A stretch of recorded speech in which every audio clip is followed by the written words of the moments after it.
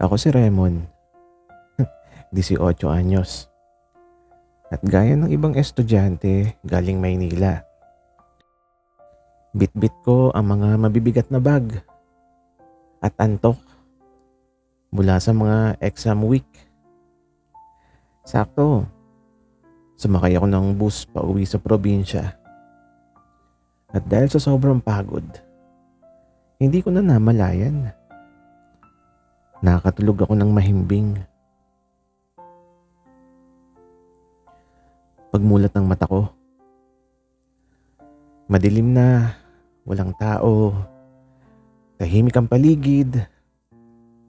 Wala na kami sa bayan namin. Lumampas na pala ako. Nasa terminal na ako ng bus. At ang masama pa, wala nang biyahe pabalik.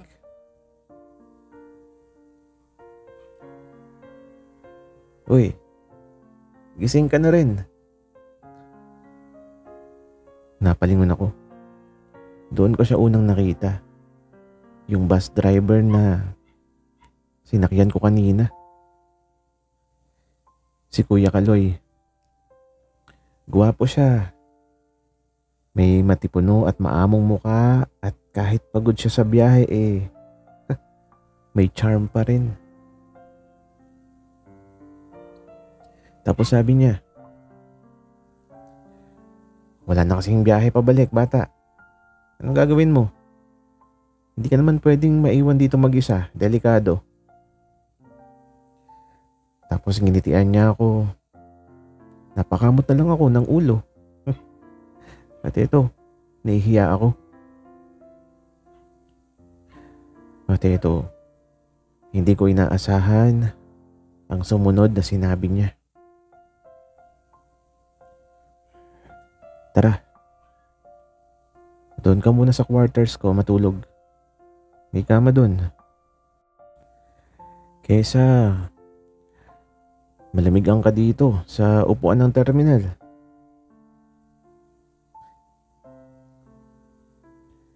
Kinabahan ako pero wala na rin akong choice.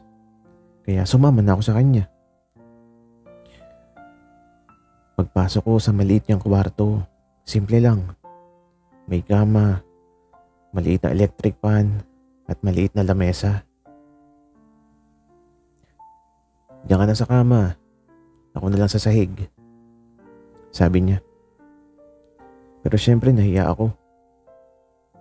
Kaya sabi ko, Kuya, ayos lang. Kasya naman tayo dyan Kung okay lang sa'yo.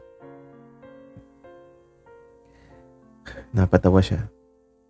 Sabi ni Kuya, sigurado ka? Baka hindi ka makakatulog. Umiling ako.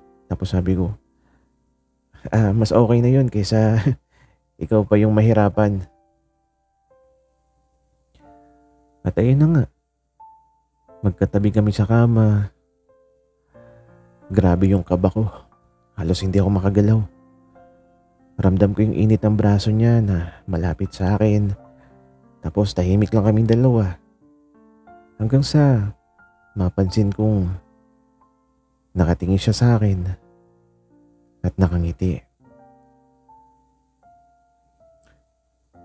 Anong pangalan mo nga ulit? Tanong niya sa akin. Raymond. Mahina akong sagot. Ako si Kaloy. Sabay abot ng kamay niya. At doon nagsimula ang kwento namin. Nagising ako sa liwanag ng araw na sumilip sa maliit na bintana. Ang unang bagay na nakita ko, si Kuya Kaloy. Nakatalikod, nakahubad ang pangitaas at nakayuko habang nagsusuot ng sapatos. Napakagat ako sa labi. Grabe. Ang gwapo niya kahit bagong gising. Uy, gising ka na pala. Bati niya nang mapansin ako nakadilat. Napabalikwas ako ng bangon. Sabi ko, oo, salamat pinatulog mo ako kagabi. Ngumiti lang siya at inabot sa akin yung isang baso ng malamig na tubig. Sabi niya, hindi ko kayang iwanan ka na mag-isa sa terminal. Tsaka mukha kang inosente, baka mapahama ka pa. Hindi ko alam kung bakit pero parang lumambot yung puso ko sa sinabi niya. Habang nag-aayos ako, narinig ko siyang nagbiro. Sabi niya, pero game ka rin. Ang himbing mong matulog, halos hindi ka gumalaw kagabi. Kala ko nga, nananaginip ka eh. Wika niya. Medyo namula ako.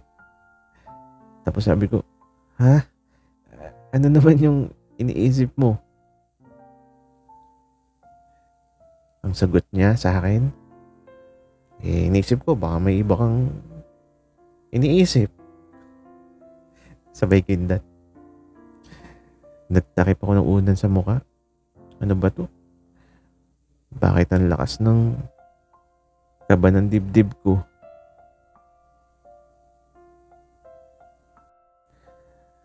Paglabas namin ng kwarto, sinamahan niya ako hanggang sa may karinderya malapit sa terminal. Doon kami nag-almusal. Kanin, longganisa at kape. Ang simple pero ang saya kasi kasama ko siya. Libre na yan. Sabi niya. Ha? O, wag na. Kuya, nakakahiya. Sabi ko naman. Wag ka na mahiya. Special passenger ka sa akin. Wika niya. Natawa ako. Pero may kakaibang kilig akong naramdaman. Doon ko napansin na habang kumakain kami, lagi siyang nakatitig. Hindi yung bastos na titig, yung tipong may iniisip siya. Pero hindi niya sinasabi. Pagkatapos, inihatid na niya ako sa jeep na sasakyan pabalik sa bayan namin. Bago ako umalis, hinawakan niya yung braso ko. Raymond, kung sakali uuwi ka ulit sa Maynila, sana sa bus ko ka ulit sumakay. At sa unang pagkakataon, nakita ko ang mga ngiting parang may laman. Hindi ko alam kung iniisip ko lang ba, pero parang may kakaibang ibig sabihin. Kinabukasan, bitbit ko yung maleta ko. Kailangan ko nang bumalik sa Maynila para sa pasukan. Pero sa totoo lang, may kaba at kilig akong nararamdaman. Dahil sabi ni Kuya Kaloy, sa bus na minamaneho niya daw ako sumakay. Pagdating ko sa terminal, andun nga siya.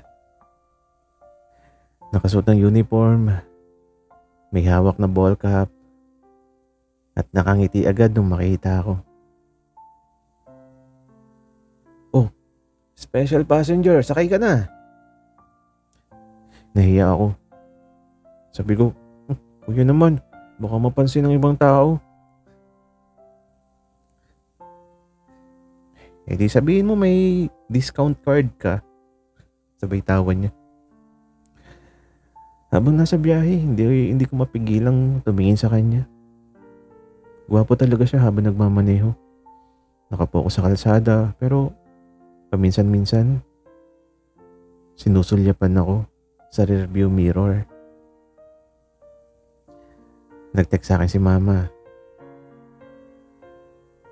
Sabi niya, nakasakay ka na ba? Ingat ka anak. Bago ko pa ma-replyan, biglang nagsalita si Kuya Kaloy. Anong text ng mama mo? Sabihin mo, kasama mo yung driver mo na gwapo. Napatawa ako. Sabi ko, ang kapal mo kuya. Sabi naman niya, bakit? Hindi ba totoo? Sabay ngiti niya yung tipong nakakalaglag ng panty, ng panyo.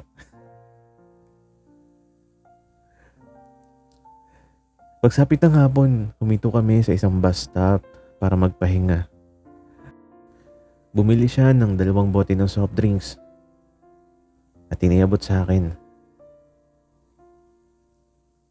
Libre na naman? Tanong ko.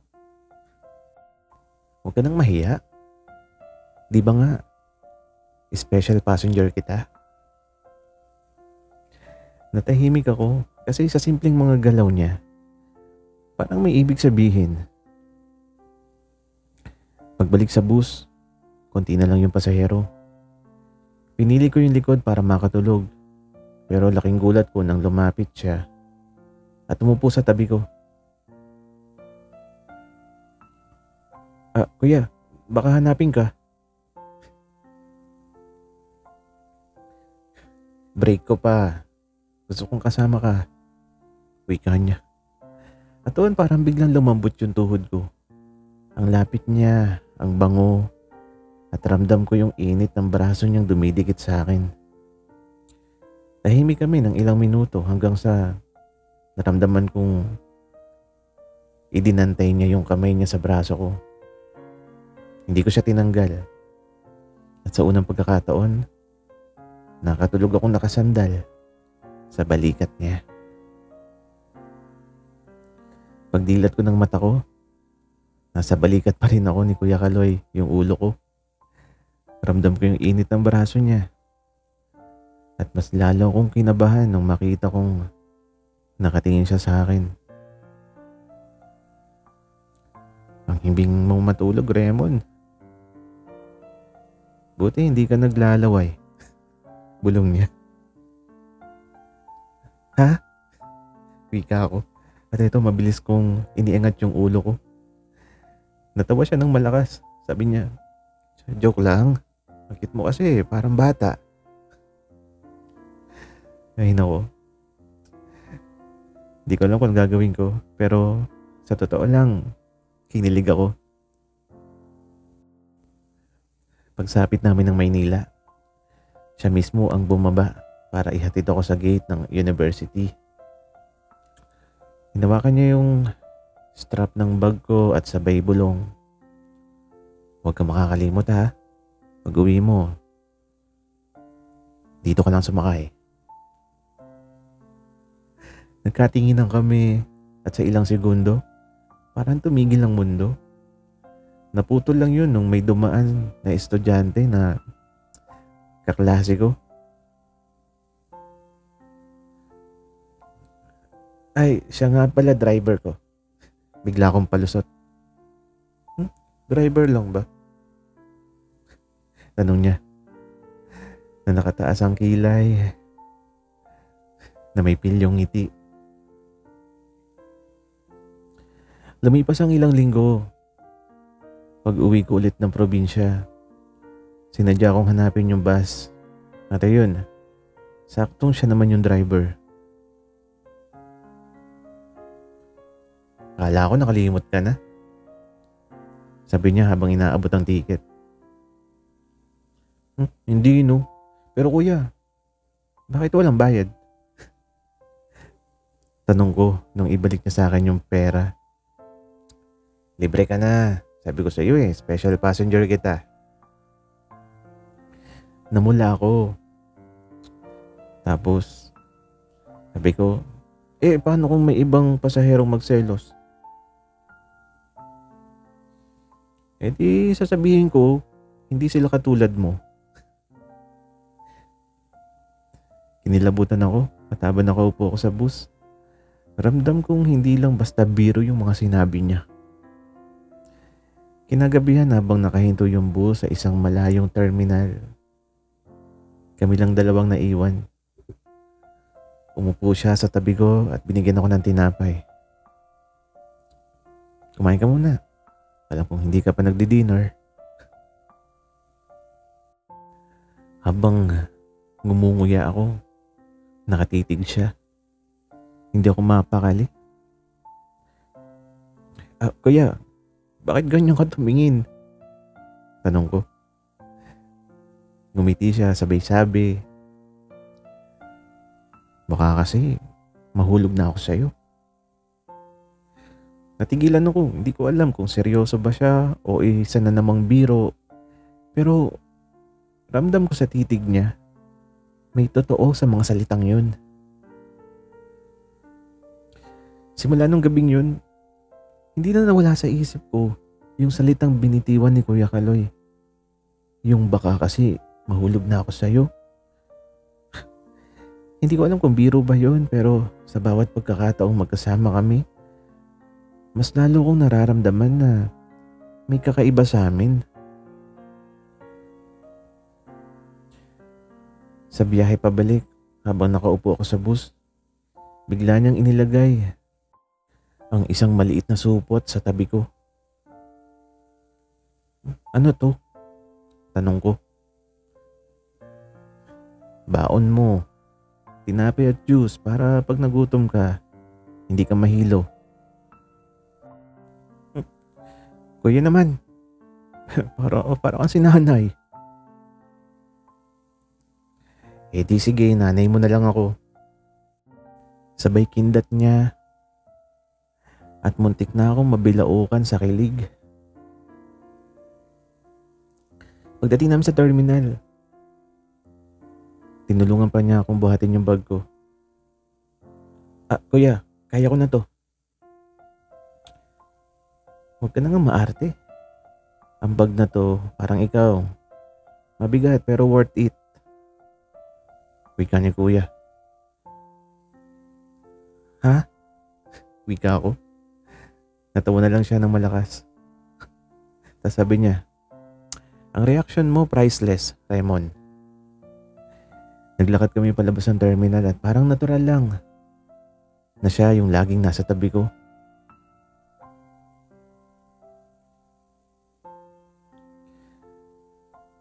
Pag uwi ko sa probinsya, lagi siya nagpaparamdam. Lagi siya nagte-text. Nasa bahay ka na? Kumain ka na? Kung gusto mo, sunduin na lang kita bukas. Kahit hindi ka nasakay ng bus. At habang binabasa ko yung mga text niya, hindi ko maiwasang mapangiti. Isang gabi, bago ako bumalik ng Maynila, nakatanggap ako ng tawag mula sa kanya. Seryoso yung tono niya. Tapos sabi niya, Raymond, huwag kang magagalit ha.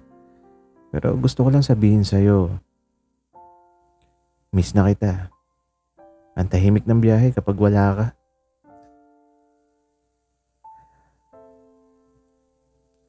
Napakagat ako sa labi. Hindi ko alam kung ano yung isasagot ko, pero isang bagay ang malinaw. Hindi na to basta biro. Isang linggo na akong nasa Maynila pero hindi lumipas ang araw na hindi nagme-message si Kuya Kaloy. Minsan good morning, minsan good night. Minsan simpleng picture ng kape at caption na sana sabay tayo magkape. Hindi ko may paliwanag pero parang lagi kong hinihintay ang bawat chat niya. Nung umuwi ulit ako, agad kong hinanap yung bus niya at syempre nandun siya. Pag-akyat ko pa lang, ngumiti agad siya. Raymond, dito ka na sa unahan, sa tabi ko. Ha? Kuya naman, nakakahiya. Huwag kang mahiya, special passenger ka nga, di ba? Kaya ito, umupo ako malapit sa kanya. At habang nagmamaneho, napansin kong paminsan-minsan kinakanta niya yung tugtog sa radyo at sabay sulyap sa akin. Diba, sabi ko sa'yo, kapag may kanta, mas okay kung may kaduet. Wika niya. At eto ngumiti ako. Tapos sabi ko, sinong kaduet mo? Ang sagot niya, ikaw, syempre. Halos malaglag ako sa upuan. At eto, huminto kami para sa dinner break. Bumili siya ng 2 tapsilog at naupo kami sa gilid. Habang kumakain, bigla niyang tinanggal yung itlog sa plato niya at inilagay sa akin. Bakit sa akin? Tanong ko. Favorite mo kasi, di ba? Kuya, paano mo nalaman? At eto ngumiti siya. Tinitingnan lang kita kapag kumakain ka. Lagi mong inuuna yung itlog. Napatingin ako sa kanya. Di ko alam kung matutuwa ako o mahihiya. Pero ramdam kong pinapansin niya ako sa mga maliliit na bagay. Pagbalik sa bus habang nakaupo kami, nagulat ako nang maramdaman kong inilagay niya yung jacket niya sa balikat ko. Sabi niya, baka ginawin ka, malamig sa daan. Sagot ko naman, ikaw kuya. Mainit ako, wag kang mag-alala. Wow, confident? Confident kasi nandiyan ka. Tumawa ako. Pero sa loob-loob ko, hindi na talaga biro to. Pagdating ko sa babaan, bago ko umalis, bigla siyang yumuko ng konti at bumulong. Sabi niya, Raymond, minsan, gusto ko nang aminin pero natatakot ako mawala ka. Napatigil ako. Hindi ko alam ang isasagot pero isang bagay lang ang sigurado ako. Ako man, may tinatago ring nararamdaman.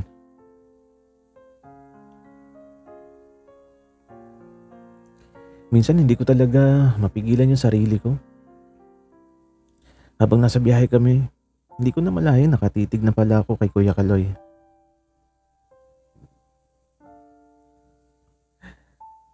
Ang gwapo niya talaga kapag seryoso.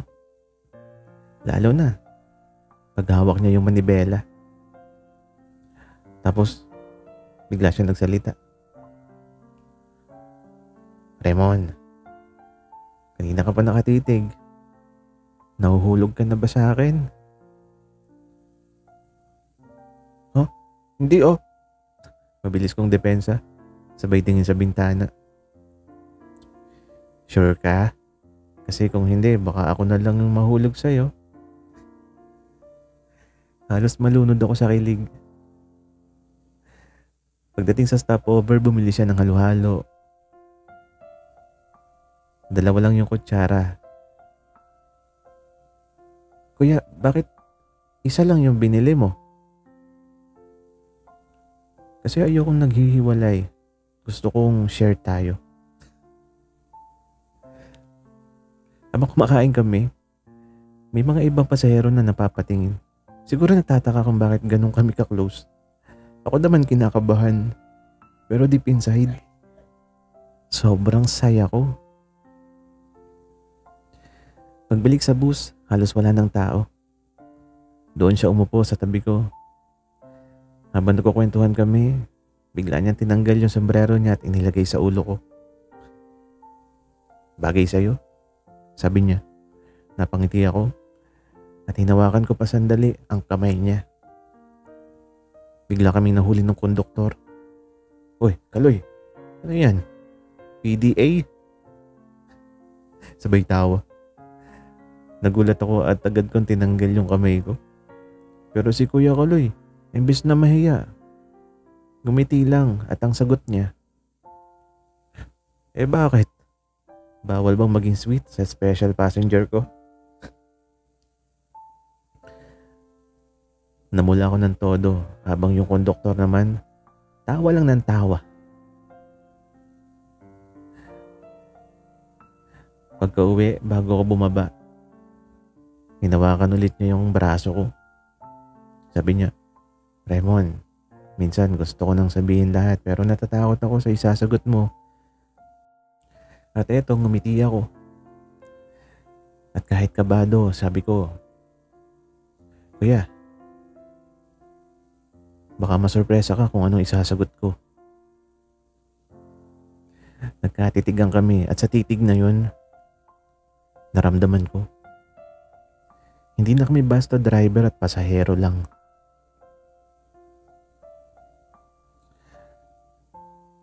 Pagbalik ko ng Maynila, parang may kulang.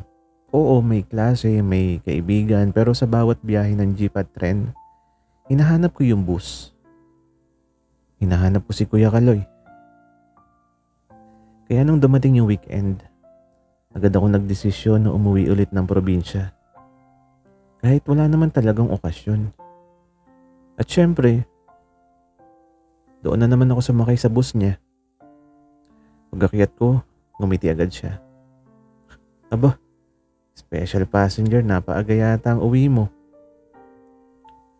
Sagot ko naman, na-miss ko lang yung probinsya. Palusot ko. Probinsya ba talaga o ako? Sabay kindat niya. At eto sa biyahe. Konti lang yung pasahero kaya nakalapit ako sa kanya. Habang nagmamaneho, bigla siyang nagtanong. Raymond, seryoso ka ba sa pagbalik-balik dito? Sagot ko naman, oo naman, bakit ayaw mo ba akong makita? Gusto, sobra. Natigilan ako. Kasi parang sa simpleng salitang yun, may naramdaman akong kakaiba talaga. Sa stopover habang nakaupo kami sa isang kubo, biglang bumuhos yung malakas na ulan. Lahat ng tao nagkagulo pero kami, nanatili lang sa loob. Ang lakas ng ulan, baka gabihin tayo sa biyahe. Sabi ko. Sabi naman niya, okay lang basta kasama kita. Napatingin ako sa kanya at doon ko nakita yung mga mata niya. Seryoso, totoo, at puno ng nararamdaman. Hindi ko na namalayan na lumapit ako at bago pa ako makapagsalita, bigla niyang inilapit yung jacket niya para tabingan ako. Sa ilalim ng manipis na tela, naramdaman ko yung init ng katawan niya. Raymond, bulong niya. Kuya, sagot ko. At sa gitna ng ingay ng ulan at halos magdikit na yung mga labi namin. Pero bago pa tuloy ang mangyari, may biglang dumaan na konduktor. Uy, Kaloy, nakahanda na ulit yung bus. Agad kami nagkahiwalay. Namula ako. Siya naman natawa na lang. Tapos sabi niya, bitin.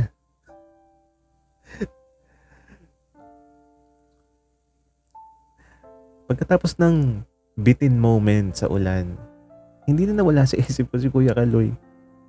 At mukhang ganun din siya kasi ilang araw matapos yon nag-text siya. Sabi niya, Raymond, uwi ka ba ulit ngayong weekend? May gusto akong sabihin.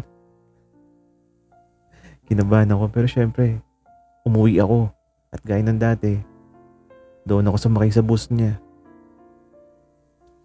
Sa loob ng bus, halos wala ng pasahero dahil madaling araw na yung biyahe. Ako lang at si Kuya Kaloy ang gising. Tahimik pero ramdam ko yung tensyon. Raymond, tawag niya. Kuya. At ito huminga siya ng malalim. Sabi niya, alam kong driver lang ako at ikaw yung estudyante. Pero sa totoo lang, tuwing nandyan ka, iba yung saya ko. Nahulog na ako sa'yo. Parang tumigil yung mundo ko. Hindi ako nakapagsalita agad. Nakatingin lang siya sa kalsada pero ramdam ko yung kaba niya. At ang sagot ko, Kuya, akala mo ikaw lang? Kanina pa nga kita iniisip kung kailan ka aamin eh. Ang tagal kong hinintay na marinig yan. Wika ako. Bigla siya napalingon. Kita ko yung gulat sa mukha niya. Tapos sabi niya, Totoo? Ngumiti ako. Sabi ko, oo kuya. Nahulog na rin ako sa'yo. Hindi ko na napigilan. Kinuha yung kamay niyang nasa kambyo at hinawakan ko ng mahigpit. Hindi siya bumitaw. Pagdating namin sa isang madilim na parte ng kalsada na pansamantalang walang pasahero, bigla siyang huminto saglit. Lumapit siya sa akin at sa unang pagkakataon, niyakap niya ako ng mahigpit. Raymond, salamat, akala ko matatakot ka. Wika niya. Hindi kuya, kasi totoo rin yung nararamdaman ko. At sa yakap na yun, ramdam kong wala ng atrasan. Mula nung gabi ng pag-amin, hindi na naging pareho ang lahat. Si Kuya Kaloy, hindi na lang siya bus driver. Para sa akin, siya na yung dahilan kung bakit lagi kong gustong umuwi. Tuwing uuwi ako ng probinsya, hindi na ako naghahanap ng ibang bus. Kay Kuya Kaloy na ako sasakay. Sa bawat biyahe, may nakalaan na siyang upuan para sa akin sa unahan. Palaging libre. Raymond, dito ka lang palagi ha. Hindi ka na kailangan bumili ng ticket. Kuya, nakakaya naman. Uy, hindi ka na pasahero dito. Ikaw na yung may-ari ng bus na to. At ng puso ko. Sabay hawak sa kamay ko. Siyempre napangiti ako kahit namumula. Tapos sabi ko, ang corny mo kuya. Tapos sabi niya, corny pero totoo. Ay nako. At ang unang halik, isang gabi habang nasa terminal at pareho kaming naghihintay na matapos yung biyahe. Nagkukwentuhan kami sa tabi ng bus. Tahimik, walang tao. Tanging ilaw ng poste ang kasama namin. Raymond, hindi ko na kaya. Baka sumabog na ako sa kaba. Bulong niya sa akin. Bakit? Tanong ko. Dahil gusto na kitang halikan. Hindi na ako nakasagot. Ngumiti lang ako at dahan-dahang pumikit. At doon, naramdam ko yung labi niya. Mainit, totoo at puno ng damdamin. Ang unang halik namin, simple pero sapat para patunayan ang lahat. Mula noon, naging opisyal na kami. Walang engrandeng seremonya, walang drama, pero sapat na yung tuwing uuwi ako. Sasalubungin ako ng bus na minamaneho niya. At ang ngiting para lang sa akin. At syempre, hindi na talaga ako nagbabayad ng pamasahe. Kuya, baka malugi ka na, kakalibre sa akin. Biro ko minsan. Sabi naman niya, hindi ako nalulugi, Raymond. Kasi kapalit ng pamasahe mo, ikaw naman ang kasama ko habang buhay. Sabay yakap niya sa akin. At doon ang simula ang masayang biyahe naming dalawa. Ako, ang pasaherong laging libre. At siya, ang bus driver na minamahal ko sa darating pang mga panahon. Sana'y nagustuhan niyo ang kwento namin. Maraming salamat po.